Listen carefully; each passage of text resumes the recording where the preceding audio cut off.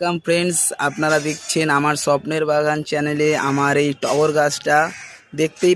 দেখতেই পারছেন বন্ধুরা, দেখুন কইটুকানি একটা ছোট টবে 6 ইঞ্চির টবে দেখতে পাচ্ছে কি পরিমাণ ফুল হয়েছে।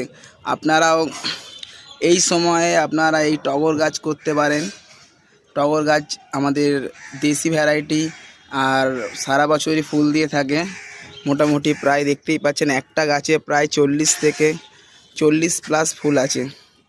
আপনারা নিজেরাও পারলে গুনে নিতে পারেন। দেখুন কত ভেতরেও ফুল রয়েছে।